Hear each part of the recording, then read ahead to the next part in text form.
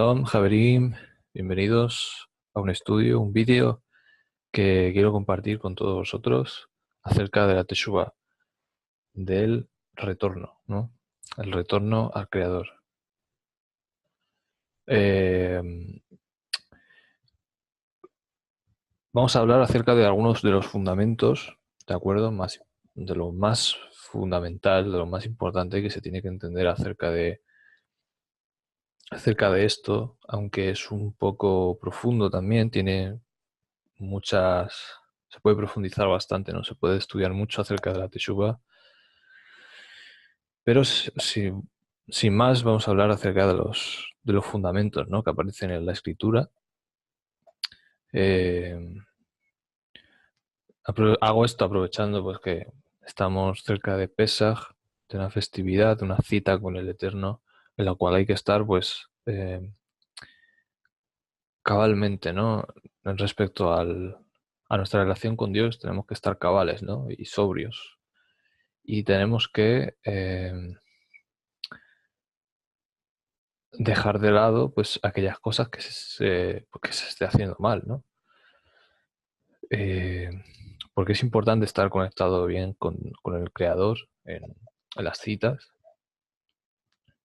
para poder pues, recibir esa porción de Ruach, ¿no? Que el Señor siempre aprovecha estos momentos, estas citas para, para revelarse o mostrarse a nosotros, ¿no? En mayor o menor medida, pero siempre lo hace y siempre nos deja algo.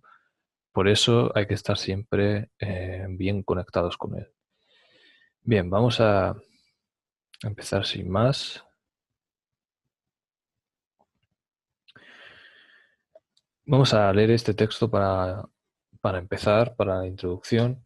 Acerca de esto tenemos mucho que decir y difícil de explicar, porque os habéis hecho tardos para oír. Porque debiendo ser ya maestros en razón del tiempo, tenéis necesidad de que alguien os enseñe otra vez los primeros rudimentos de los oráculos de Dios. Y habéis venido a ser como los que necesitan leche y no alimento sólido. Porque todo el que usa de leche es inexperto en la palabra de justicia, porque es recién nacido, pero el alimento sólido es de los perfectos, de los que por la práctica tienen los sentidos ejercitados en el discernimiento del bien y del mal. Bien, eh, hace poco tuvimos una experiencia desafortunada, ya que estábamos reuniéndonos con algunas personas que debieran de haber dado el ejemplo, ¿no? Adecuado, correcto, y desafortunadamente no lo dieron. Y hasta tal punto que cuando tratábamos de corregirles en amor, no se arrepentían, ¿no?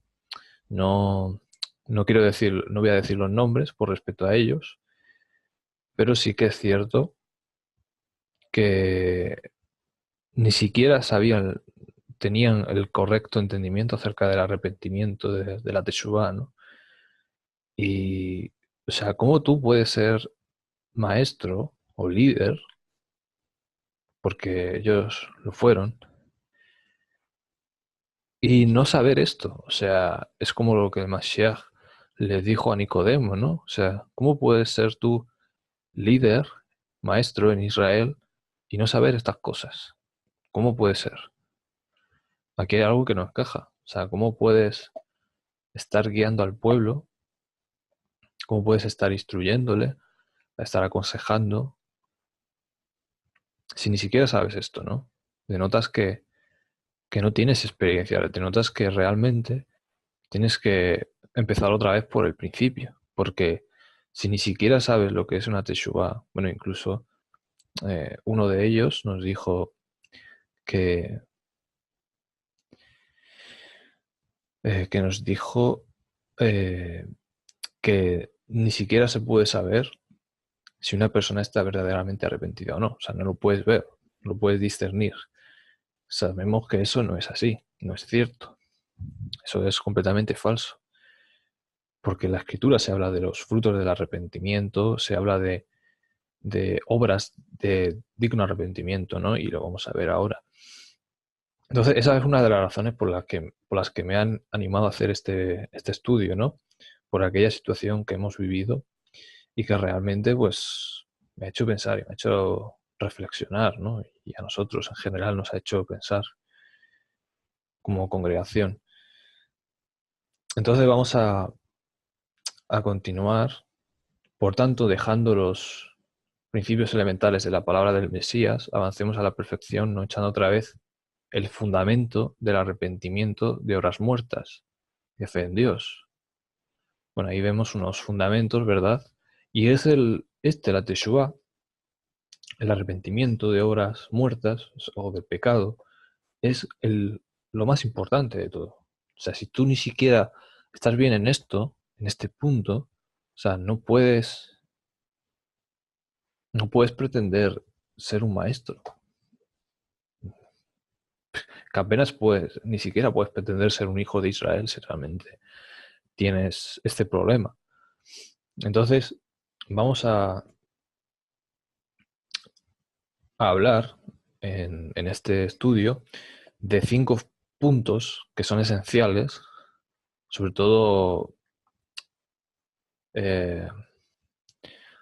los 4, o sea, el del 2 a 5, ¿vale? Son un proceso, ¿de acuerdo? Son un proceso que se tiene que dar a una persona, en un creyente,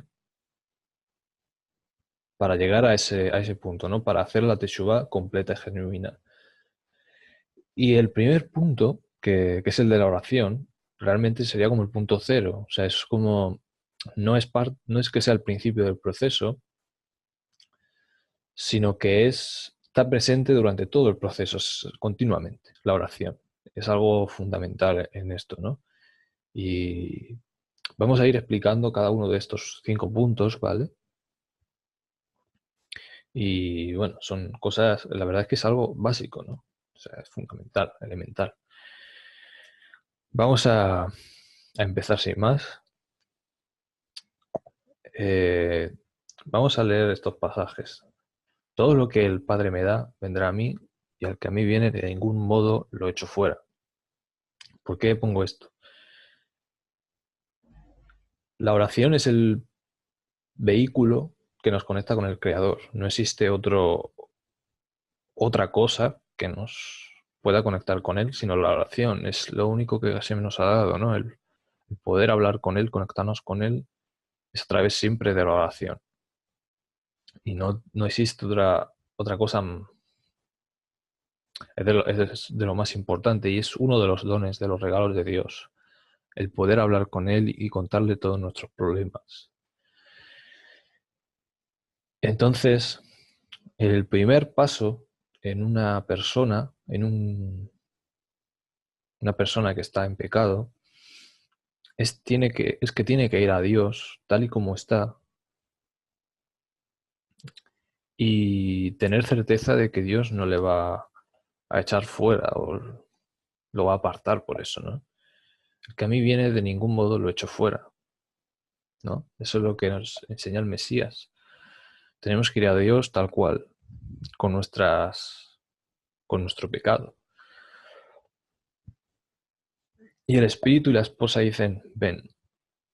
Y el que oye diga, ven. Y el que tenga sed, venga. Y el que quiera, tome gratuitamente del agua de la vida. Gratuitamente. Esto es esencial, ¿no? Entender que el perdón de los pecados, la gracia, por eso se llama gracia, porque es gratis, ¿no? O sea, todos los dones, todas las cosas que Dios nos ofrece son gratuitas. O sea, nosotros no tenemos que hacer ninguna obra, no tenemos que hacer nada para obtenerlas. Dios nos las da simplemente eh, sin pedirnos nada a cambio. Eso es uno de los eh, puntos más hermosos de las Escrituras, una de las enseñanzas más bonitas. Pues si vosotros, siendo malos, sabéis dar buenas dádivas a vuestros hijos, ¿cuánto más el Padre Celestial dará el Espíritu Santo, el Espíritu de Santidad, a los que se lo pidan? ¿No? Entonces el Ruach HaKodesh, Espíritu Santo, ¿no? Como aparece traducido en las Biblias, eh, nos es dado gratis. O sea, no tenemos que hacer nada. Bueno, hay que hacer una matización. Sí que tenemos que hacer una cosa y es la Teshuvá. O sea, es precisamente seguir todo este proceso. Cuando nosotros le entregamos al Creador todos nuestros pecados, nuestros errores, todas las cosas que nosotros hemos hecho mal, nosotros las confesamos, las entregamos a Él, nuestras cargas, ahí es cuando recibimos el Ruach HaKodesh, que es lo que es como un intercambio. O sea, tú me das tu pecado y yo te doy mi poder. Eso es básicamente, ¿no? Y, y eso es lo que vino a hacer el Mesías, ¿no? A cargar con nuestros pecados y a abrir esa puerta, ¿no? De perdón y de reconciliación con el Eterno. Bien, seguimos. ¿Quién entre vosotros teme a Hashem y escucha por voz de su siervo? Aunque ande en tinieblas y carezca de luz, confíe en el nombre de Hashem y apóyese en su Dios, ¿vale? Es lo mismo que he dicho antes. Aunque andes en tinieblas y carezcas de luz, tú tienes que confiar en Él e ir a Él y confesarle todo, ¿no? Y hacer este proceso que vamos a aprender. Pero Dios demuestra su mismo amor hacia nosotros en que, siendo nosotros aún pecadores, el Mesías murió por nosotros. Ese es otro detalle. Es decir, o sea, no es por el hecho de ser pecadores que Dios nos ha mostrado su amor, tampoco, sino a pesar de ser pecadores y porque obviamente también vio en nosotros la necesidad, ¿no? Eh, Dios demuestra su mismo amor hacia nosotros en esto, siendo enemigos de Él, ¿no? Dice en otro contexto, también en otro pasaje, hablando de lo mismo. Siendo enemigos, fuimos reconciliados con Él.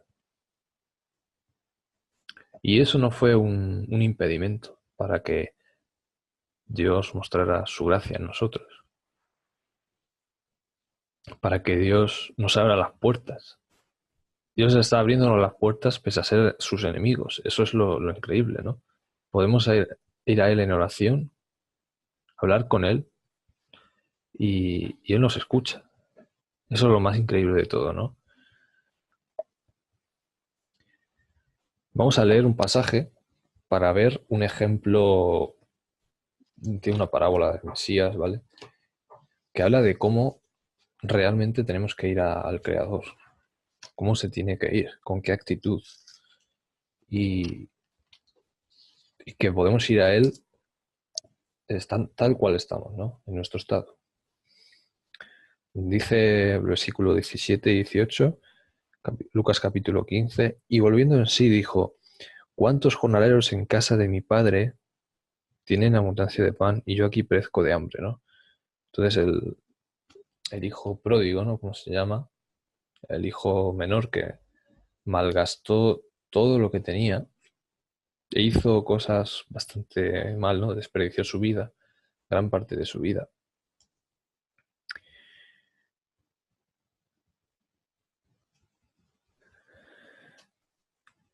Y dice, y volviendo en sí, ¿no? O sea, él volvió en sí, que quiere decir que él cambió su perspectiva, su mentalidad, ¿no? Que es otro de los puntos también más importantes de este tema. Cambió sus pensamientos, es decir, dejó de pensar en sí mismo.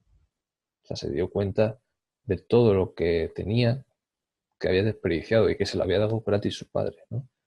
Y él lo había desperdiciado.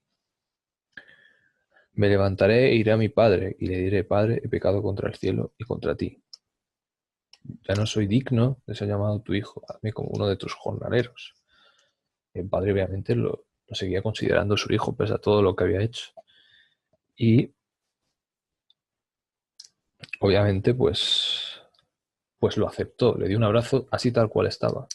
Y luego, obviamente, no lo deja así como está, sino que le quita esas vestiduras sucias y les da vestiduras nuevas, le da un anillo, ¿no? Eso es lo que hace Dios con nosotros, cuando vamos a Él tal cual estamos, en nuestro estado. Vamos a continuar. Ya vamos al segundo punto, que es el reconocimiento de nuestra naturaleza humana, que sí que es muy importante. Es el primer punto del proceso de la Teshuvah, ¿no? Bueno, el primero es ir a Dios, lógicamente, es buscarle. O dejarnos encontrar por Él, más bien, ¿no? Porque es el que nos busca a nosotros. Es un punto fundamental, elemental, pero no es el único. O sea, está muy bien que tú seas consciente de tus debilidades, de tus malos atributos, de los que hay en el ser humano en general, pero no es suficiente. Es decir, tú puedes reconocer que hay soberbia, orgullo, hay, no sé, envidia hacia ciertas personas, pero eso no quiere decir que estés arrepentido genuinamente todavía. Esto solo es una parte del proceso del arrepentimiento, ¿no? Y, y es una parte importante, pero no te puedes quedar aquí, ¿no? Que ahora lo vamos a ver. Entonces, bueno, lo vamos a leer, que es el pasaje de Romanos en el que Pablo declara, citando pasajes de los profetas, que todos están bajo pecado, todos los seres humanos, sin importar si son judíos o son griegos o son de cualquier país, pues están bajo pecado. Están en estados destituidos de la gloria de Dios, ¿no? Eso es nuestro estado. Potencialmente, todo el mal está en nosotros, incluso aunque no se haya manifestado, pero tenemos todos los malos atributos dentro de nosotros y se pueden manifestar. Tenemos esa mala inclinación. Luego también tenemos, obviamente, eh, la ayuda, ¿no? La guía del Ruach Kodesh, que nos ayuda a luchar a litigar o pelear contra estas malas concupiscencias, estos malos deseos que habitan en nosotros, ¿no? Y nos mantiene a raya. Yehoshua les respondió, de cierto, amén, amén, os digo, todo el que practica el pecado es esclavo del pecado, ¿no? Esto no se nos puede olvidar. O sea, tú eres esclavo del pecado a menos que dejes de servir al pecado y sirvas a Dios, sirvas a la justicia. Que eso también lo explica Pablo en Romanos. Fiel es la palabra y digna de ser aceptada por todos. Yehoshua HaMashiach vino al mundo para salvar a los pecadores, de los cuales yo soy el primero. Pero para esto alcancé misericordia, para que Yehoshua HaMashiach mostrara toda su longanimidad primero en mí, como ejemplo de los que habrían de creer en él para vida eterna. Cuando Pablo dice que es digna de ser aceptada por todos, no está diciendo que todos tienen que aceptar que Pablo es el más pecador. De hecho, yo pienso, y mucha gente seguramente piense, que hay personas que han pecado más que Pablo, han hecho cosas peores. Y esto lo que quiere decir es que es algo que tenemos que aceptar cada uno de nosotros personalmente. Es decir, cada uno de nosotros se tiene que ver así como se veía Pablo. Que tú has sido el primero, tú eres la persona que más necesitaba de Dios, porque tú eres el único que conoce tus propios pecados, tus debilidades, etcétera. O sea, tú conoces las tuyas, no conoces las de los demás. Como tú solo sabes las tuyas y no sabes cuáles son todos los problemas de los demás, puedes conocer algunos, pero no todos. Tú te tienes que fijar en ti mismo, no tienes que fijarte tanto en los demás. Entonces, y tú tienes que ser el ejemplo para los demás. Tú tienes que eh, tener esta actitud, ¿de acuerdo? Entonces, así debemos de vernos cada uno de nosotros, como dice Pablo. Seguimos. Ojo, el hecho de reconocer tu naturaleza no implica que hayas hecho teshuva, esto solo es el principio del proceso, ¿no? Lo que he dicho antes. El tercer punto es la convicción de pecado. Pero yo os digo la verdad, os conviene que yo me vaya, porque si no me voy, el Paráclito no vendrá a nosotros, pero si me voy, os lo enviaré. Y cuando Él venga, redarguirá al mundo de pecado y de justicia y de juicio. De pecado porque no creen en mí, de justicia porque me voy al Padre y ya no me veréis más, y de juicio porque el príncipe de este mundo ha sido juzgado. Bien, la convicción de pecado es algo donde ya personas empiezan a tener, muchas personas ya les cuesta.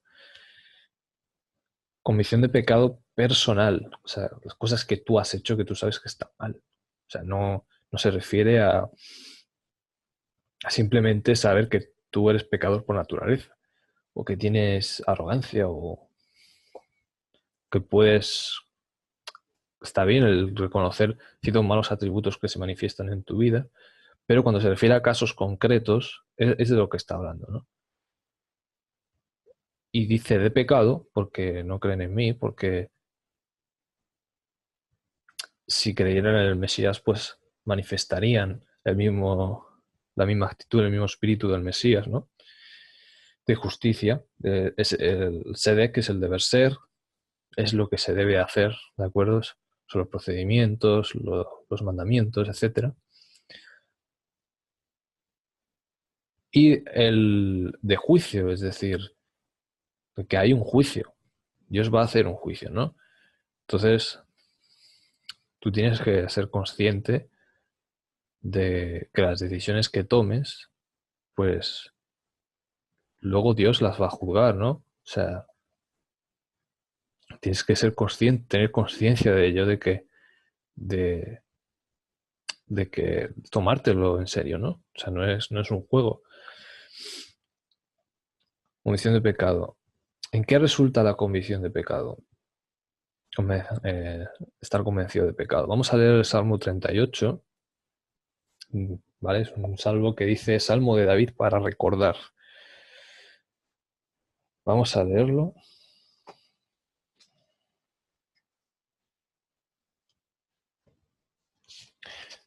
No lo vamos a leer entero, pero vamos a leer gran parte y luego después vamos a leer la última parte.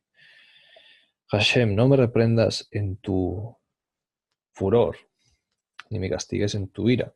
Claro que no es ira, sino es la nariz, o sea, el estornudo de Dios, ¿no? Que no, la alergia del Eterno. Porque tus saetas cayeron sobre mí y sobre mí ha descendido tu mano. Nada hay sano en mi carne a causa de tu alergia, ni hay paz en mis huesos a causa de mi pecado. Porque mis iniquidades se han agravado sobre mi cabeza. Como carga pesada se han agravado sobre mí. Hieden y supuran mis llagas a causa de mi locura. Estoy encorvado, estoy humillado en gran manera, ando enlutado todo el día. Porque mis lomos están llenos de ardor y nada hay sano en mi carne. Estoy debilitado y molido en gran manera, gimo a causa de la conmoción de mi corazón. Señor, delante de ti están todos mis deseos y mi suspiro no te es oculto. Mi corazón está acongojado, me ha dejado mi vigor, y aun la luz de mis ojos me falta ya. Mis amigos y mis compañeros se mantienen lejos de mi plaga, y mis cercanos se han alejado. Los que buscan mi vida arman lazos, y los que procuran mi mal hablan iniquidades, y meditan fraudes todo el día. Mas yo, como si fuera sordo, no oigo, y soy como mudo que no abre la boca. Soy pues como un hombre que no oye y en cuya boca no hay reprensiones. Vamos a pararnos aquí. Vemos que en David, cuando cometía un pecado, ¿no? Y aquí lo registra en el Salmo,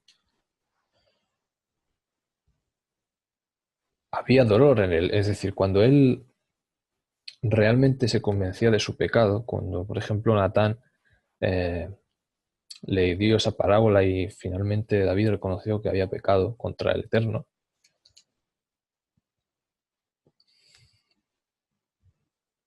realmente hubo O sea, se veía que él estaba dolorido, ¿no? Como aquí dice.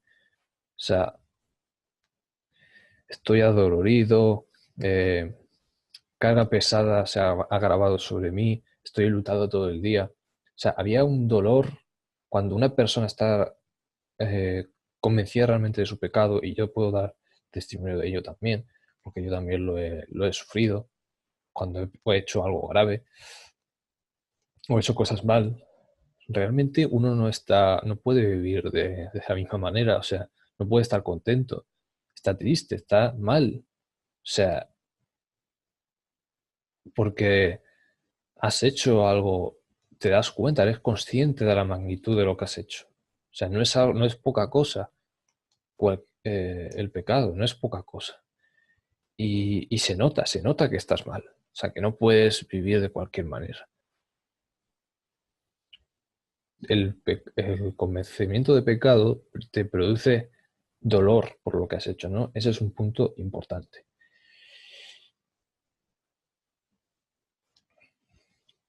Y luego dice en el 14, que esto no se puede olvidar: soy como un hombre que no oye, en cuya boca no hay reprensiones. O sea, ¿por qué? Porque yo no voy a reprender al de al lado mientras yo estoy peor, porque veo mi pecado, no veo el pecado del otro. A lo mejor el otro también ha hecho algo mal, pero ahora mismo, en ese momento, no te preocupa, porque, o sea, no le voy a confesar mi pecado y luego le voy a decir, pero tú has hecho esto también. No, porque, o sea, tu pecado, ves tu pecado mucho peor.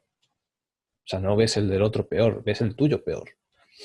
Eso, de ahí sale de lo que el Mesías dijo: no mires la paja del ojo de tu hermano, no intentes sacarlas, primero sacaba de tu ojo, la viga de tu ojo, porque, porque a ti, eh, a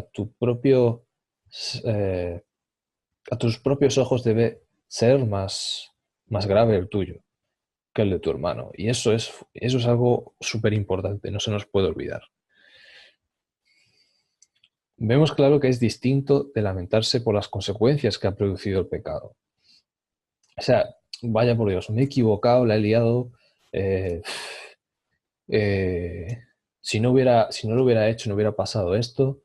eh, pero no estás triste, no estás adolorido realmente, profundamente. No experimentas lo que ha experimentado David aquí. Entonces, no es igual, o sea, no es una convicción de pecado realmente, no estás arrepentido del pecado, ¿no? No desearía no haberlo hecho, sino que lo único es que estás lamentado por las consecuencias que ha producido. Y eso es lo que... Entonces, bueno, tú sabes que te has equivocado y la próxima vez a lo mejor intentas hacerlo de modo que no produzca esas mismas consecuencias, pero sigues haciendo el mismo pecado, que es lo que no tienes que hacer. Entonces no sirve de nada, ¿no? Y es lo que hizo Judas, está en ese pasaje, de Mateo 27, 3, 5, que les tiró la bolsa de plata a los pies, lo tiró al templo, la bolsa con la que él había vendido al Mesías, ¿no? Las 30 monedas de plata. Y, y luego se ahorcó, ¿no? ¿Por qué? Porque no era un verdadero arrepentimiento genuino. Era simplemente una lamentación por las consecuencias. Así que lo tenemos como ejemplo, ¿no? Ahí. Y por ejemplo de Faraón, que varias veces dijo, he pecado contra Hashem, ¿no? Y luego volví a hacer lo mismo, ¿no? Entonces, por eso hay que ser también concreto en el pecado cuando se va a confesar, y por eso tienes que ver que esto se está produciendo en ti, ¿no? Que realmente, y ver el pecado realmente como es. Y para eso está el Ruach Kodesh, para eso está la oración, para que Dios nos ayude a ver las cosas en su verdadera magnitud. Y ahí tenemos el Salmo 38, 18, el versículo 18 de este salmo que estábamos leyendo. Te confesaré, por tanto, mi iniquidad y me contristaré por mi pecado. ¿No? Ahí está. O sea, ¿cuál es uno de los resultados de la convicción de pecado? Pues es la confesión. La confesión del pecado concreto, ojo, importante. Vamos a leer el Salmo 32 también, que está aquí cerca. Bienaventurado, feliz, aquel cuya rebeldía ha sido perdonada y cubierto su pecado. Bienaventurado el hombre a quien Hashem no culpa de iniquidad y en cuyo espíritu no hay engaño. Mientras callé, se envejecieron mis huesos en mi gemir todo el día. Estaba dolorido, ¿no? Por lo que había hecho. Porque de día y de noche se agravó sobre ti tu mano y se volvió en mi verdón en sequedades de verano. Y también cuando lo callamos, también repercute en nuestra salud. Puede repercutir en nuestra salud el no reconocerlo, ¿no? Delante de Dios o delante de los hombres. Mi pecado te declaré y no encubrí mi iniquidad. Dije, confesaré mis transgresiones a Hashem y tú perdonaste la maldad de mi pecado. Por esto orará a ti todo santo en el tiempo en el que puedas ser hallado. Ciertamente a la inundación de muchas aguas no llegarán estas a él. Pues ahí está, ¿no? Ese es lo que pasa, lo que debe de ocurrir en nosotros, ¿no? Y vamos a ver ahora confesión al Creador y al prójimo también. Cuidado, que esto también es importante y hay muchos pasajes que lo dicen. Por lo tanto, si estás presentando tu ofrenda en el altar y ahí recuerdas que tu hermano tiene algo contra ti, o sea, que él tiene algo contra ti, deja allí tu ofrenda ante el altar y anda, reconcíliate primero con tu hermano y luego regresa y presenta tu ofrenda. O sea, si tú ves que tu hermano tiene algo contra ti, te tienes que ir a él y, y tratar de solucionarlo, ¿no? No te vas a quedar parado diciendo, no, no, yo como no tengo ningún problema, pues me quedo quieto, ¿no? No, no, tienes que moverte, o sea, tienes que ir a tratar de solucionarlo, ¿no? Luego ya si no puedes solucionarlo es otra cosa, pero, pero obviamente no vas a hacer como si nada pasara, como si hacer del tonto, ¿no? No vas a hacer eso, porque tú sabes que ha habido un problema y, y tienes que tratar de arreglarlo. Ponte de acuerdo con tu adversario pronto mientras estás con él en el camino. No sea que el adversario te entregue al juez y el juez al alguacil y seas echado en la cárcel. De cierto te digo que de ninguna manera saldrás de allí hasta que pagues el último cuadrante, ¿no? Entonces, también hay que confesar los pecados al hermano.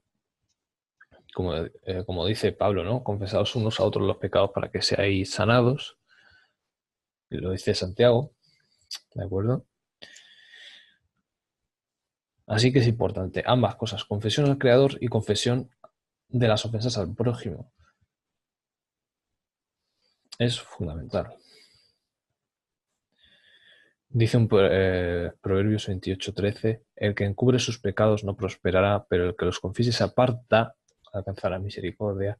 Y ese es el último paso, apartarse, porque está muy bien que confesemos nuestros pecados al Creador, al prójimo, pero luego tienes que apartarte. O sea, es el punto de realidad más importante. De nada sirve todo lo que has hecho antes si realmente en ti no se despierta un deseo de apartarte del pecado. Si no, es que no lo has hecho bien. Es que realmente no estás convencido de pecado, porque si tú estás convencido de pecado y estás adolorido y arrepentido, o sea, tú ya vas a aborrecer el pecado, o sea, porque te ha hecho el pecado, te ha hecho mucho daño. Eso es importante. Y ha hecho daño a otras personas. Entonces tú tienes que ser consciente de eso, ¿no? Esa es la conciencia que te da el Ruach cuando, cuando te da ese don del arrepentimiento, ¿no?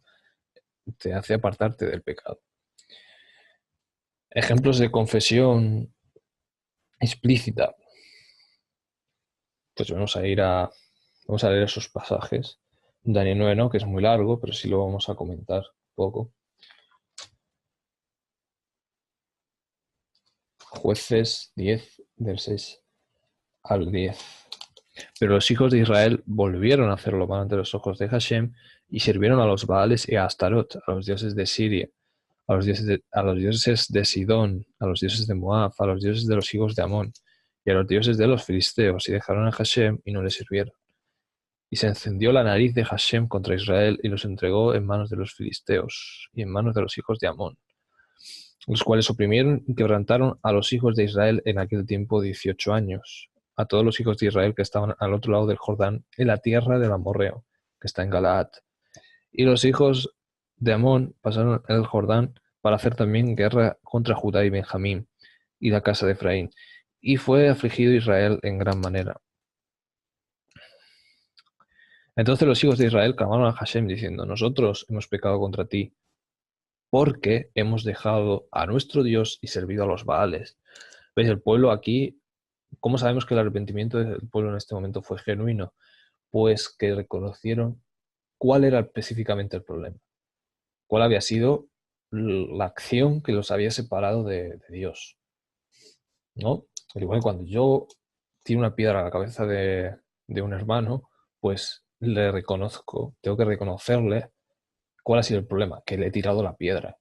No es que, no es cualquier otra, no es que le he pegado una patada o no es que no tengo que reconocer que, no sé, que he ido a su casa y le he insultado. No, lo que he hecho ha sido que le he tirado la piedra. Ese es el problema. Eso es lo que, por lo que el hermano está ofendido. Entonces yo tengo que ir y pedirle perdón por eso, por esa acción. Si tú solamente dices, perdóname porque he sido orgulloso, pues no es suficiente. O sea, te quedas ahí, te quedas a medias. No llegas a reconocer la acción. No estás convencido realmente de tu pecado. Estás intentando taparlo realmente haciendo otra cosa. Estás tapando tu pecado con otra acción, ¿no? Y eso es un fundamento. El arrepentimiento de obras muertas es un fundamento de nuestra fe, de nuestra emuná. Así que eso es importante. Tenemos en Daniel 9, Daniel orando y reconociendo cuál había sido el problema de Israel con Dios, porque para que Israel fuera llevado a la dispersión, ¿no? A Babilonia. Y el problema pues es que se apartaron de Dios, de guardar sus mandamientos, de seguir sus instrucciones, fueron a la idolatría. Todas esas cosas Daniel las confiesa, las reconoce, ¿no? ¿Cuán importante es hacer eso? Hay otro ejemplo aquí, por ejemplo, Saúl respondió a Samuel, ¿vale? He pecado, ciertamente transgredido al dicho de Hashem y tus palabras, porque temí al pueblo y obedecí la voz de ellos. Entonces, Saúl aquí en este caso sí que hace una confesión genuina porque está reconociendo cuál había sido su pecado, ¿no? Luego, obviamente, pues tuvo otros errores que le llevaron al final a apartarse de Dios, pero en este caso sí que lo había hecho bien, ¿no? Aunque Dios, de todos modos, pues decidió que no debería de seguir siendo rey por lo que había hecho. Pero Saúl aquí, pues, reconoce lo que hace, ¿no?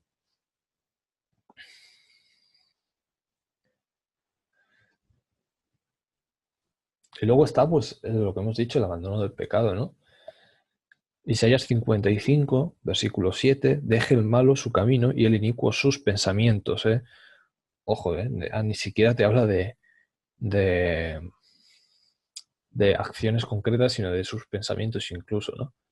Y conviértase a Hashem, que sea piedad de él, a nuestro Dios, que grande en perdonar. Si tú piensas algo malo de alguien que sabes que no tienes que pensar, pues igualmente tienes que pedirle perdón a Dios, ¿no? Y tienes que confesarlo. Porque Dios conoce nuestros pensamientos. O sea, ningún pensamiento que se nos pase por nuestra cabeza, eh, a Dios se le escapa. Dios lo sabe todo mejor que nosotros. Hechos 26:20. Sino que anunciaba primeramente a los que están en Damasco y también en Jerusalén y por toda la región de Judea y a los gentiles que se arrepintieran y se volvieran a Dios haciendo obras dignas de arrepentimiento. Es decir, O sea, ¿cómo se va a ver en ti que realmente estás arrepentido? Porque te apartas dejas de hacer lo que estabas haciendo antes. Si no lo haces, no hay un arrepentimiento verdadero, o sea, sigues igual que antes. O sea, no ha habido un cambio. Arrepentimiento en griego significa cambio de mente. O sea, dejas de tener la mente carnal y empiezas a tener la mente del Mesías. Eso es elemental, o sea, eso es básico. Es lo primero, lo que tenemos que enfocarnos cuando uno empieza a caminar con Dios. Si el impío se aparta de todos sus pecados que hizo, igual a todos mis estatutos y hace según el derecho y la justicia, ciertamente vivirá, no morirá. O sea, y tenemos que confiar en que Dios, pese a que nosotros tratemos de cubrir nuestros pecados, pues si vamos a Él con sinceridad, Él nos va a acoger y nos va a ayudar en todo ese proceso. Por eso, para eso está la oración, para ayudarnos en todo momento. Y bueno, en vez de nuestra envidia, nuestra arrogancia, nuestra soberbia, se tienen que manifestar los atributos opuestos, los que son de Dios. Eso es importante, ¿no? Eh, para eso, para eso Dios nos ofrece el Ruach HaKodesh y para eso está el poder de Él, ¿no? O sea, realmente. Ese es el principal objetivo de Dios, el cambiar nuestra mentalidad, el cambiar nuestras obras, el cambiar nuestro corazón, el cambiar todo lo que hay dentro de nosotros, todo lo que hay malo en nosotros. Ejemplos del abandono del pecado. Tenemos, por ejemplo, el ejemplo del rey Ezequías, ¿vale? Vamos a leer. Y el de su hijo Manasés, ¿vale? Cogió los dos, el del padre y el del hijo, de Ezequías y su hijo Manasés. Segunda de Crónicas 30, del 11 al 15. Con todo eso, algunos hombres de Aser, de Manasés y de Zabulón, se humillaron y vinieron a Jerusalén. En Judá también estuvo la mano de Dios para darles un solo corazón para cumplir el mensaje del rey y de los príncipes, conforme a la palabra de Hashem. Y se reunió en Jerusalén mucha gente para celebrar la fiesta solemne de los panes sin levadura, en el mes segundo, una vasta reunión, ¿no? Y viene al caso porque estamos cerca de Pesaj. Y levantándose, quitaron los altares que había en Jerusalén y quitaron también todos los altares de incienso y los echaron al torrente de Cedrón. Entonces sacrificaron el Pesaj a los 14 días del mes segundo y los sacerdotes y los levitas llenos de vergüenza se santificaron y trajeron los holocaustos a la casa de Hashem.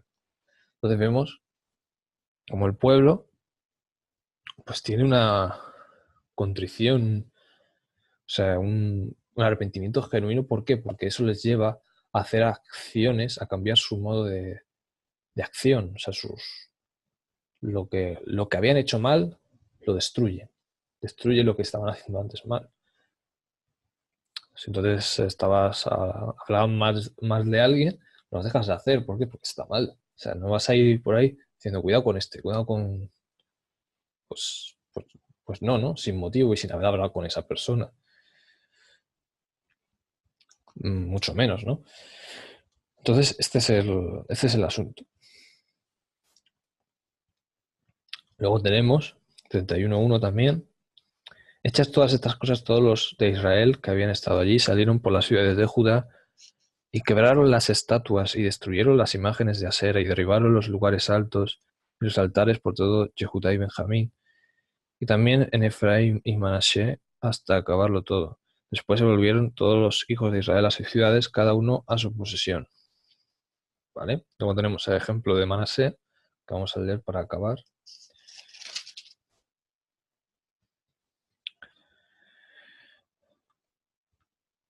Vamos a leerlo, que es un ejemplo. Él siendo rey,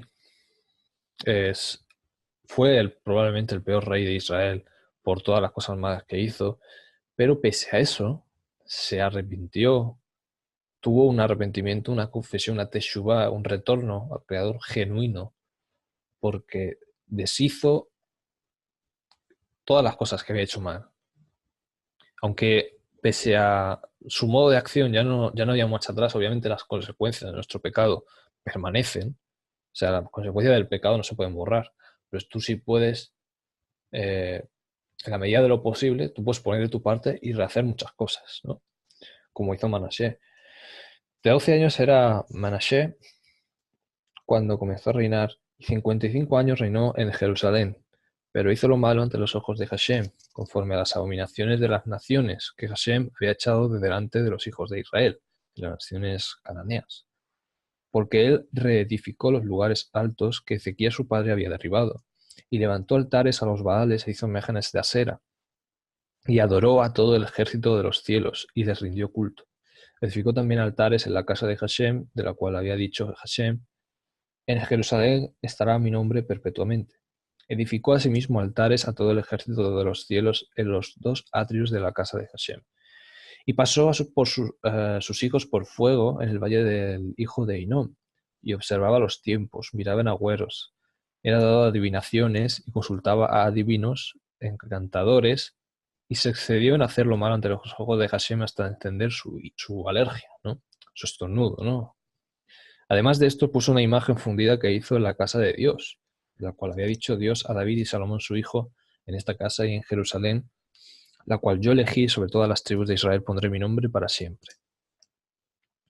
Y nunca más quitaré el pie de Israel de la tierra que yo entregué a vuestros padres, a condición de que guarden y hagan todas las cosas que yo les he mandado, toda la Torah, los Hukot y los Mishpot, ¿no? Los procedimientos, por medio de Moisés. Manasés, pues, hizo extraviarse a Judá y a los moradores de Jerusalén para hacer más mal que las naciones que Hashem destruyó delante de los hijos de Israel. Y habló Hashem a Manasés y a su pueblo, mas ellos no escucharon, por lo cual Hashem trajo contra ellos a los generales del ejército del rey de los asirios, los cuales aprisionaron con grillos a Manasés y atado con cadenas lo llevaron a Babilonia. Mas luego que fue puesto en angustias, oró a Hashem su Dios, humillado grandemente en la presencia del Dios de sus padres. Y habiendo orado él, fue atendido, pues Elohim, el que tiene amor entrañable, oyó su oración y lo restauró a Jerusalén, a su reino. Entonces reconoció Hashem de Manasés, que Hashem era Dios, que era Elohim. Después de esto edificó el muro exterior, o sea, podríamos decir, incluso reconoció que Dios era amor. O sea, reconoció, vio el carácter de Dios, por así decirlo, tal cual es en realidad. Y por eso se convirtió. Después de esto, edificó el muro exterior de la ciudad de David, al occidente de Guión, en el valle, a la entrada de la puerta del pescado, y amuralló Ofel y elevó el muro muy alto, y puso capitanes de ejército en todas las ciudades fortificadas de Yehudá. Asimismo, quitó los dioses ajenos y el ídolo de la casa de Hashem, y todos los altares que había edificado en el monte de la casa de Hashem y en Jerusalén, y los echó fuera de la ciudad. Reparó luego el altar de Hashem y sacrificó sobre él sacrificios de ofrendas de paz y de alabanza. Y mandó a Judá que sirviesen a Hashem, Dios de Israel. Pero el pueblo aún sacrificaba en los lugares altos, aunque lo hacía para Hashem su Dios. Vale, bueno, luego ya termina hablando, él finalmente muere, pero no muere sin antes mostrar qué es lo que realmente había cambiado, ¿no? Que realmente su modo de proceder en los últimos años de su vida respecto a los anteriores, pues no tenía nada que ver. O sea, realmente hubo un arrepentimiento genuino, ¿no? Y se muestra por evidencias. Por eso Johanan el Bautista también hablaba de eso, hablaba de dad frutos dignos de arrepentimiento si queréis ser bautizados, ¿no? Por eso es lo que les dijo a algunos fariseos. Y bueno, nada más, esto es todo. Yo espero que vamos a repasar un poco, vamos a ir al índice, para que no se os olvide este proceso, que es fundamental. O sea, todo esto se tiene que dar. Esto es una teshuva genuina, esto sí es una teshuva, un arrepentimiento. El tener solo parte de ellos no es una teshuva genuina completa. ¿De acuerdo? Eso es lo que espero que en todos nosotros pues empecemos a aplicar, ¿no? Y realmente se va a manifestar fruto. O sea, vas a darte cuenta que hay cosas que hacías antes que ya no vas a querer volver a hacer, ni mucho menos. Así que nada, yo espero y estoy seguro de que la mayoría de vosotros, o por no decir en todos, hay cosas que hacéis antes que ya no hacéis. Eh, y eso, ¿por qué sucede eso? Porque hay una teshuva genuina. Y, ¿Y qué pasa? ¿Cuál es el problema? Que a veces justificamos las cosas y endurecemos nuestro corazón. Y aunque hayan pocos detalles en los eh, que nosotros justifiquemos o pocas acciones, si las dejamos ahí, eso va a traer peores consecuencias y van a hacer que haya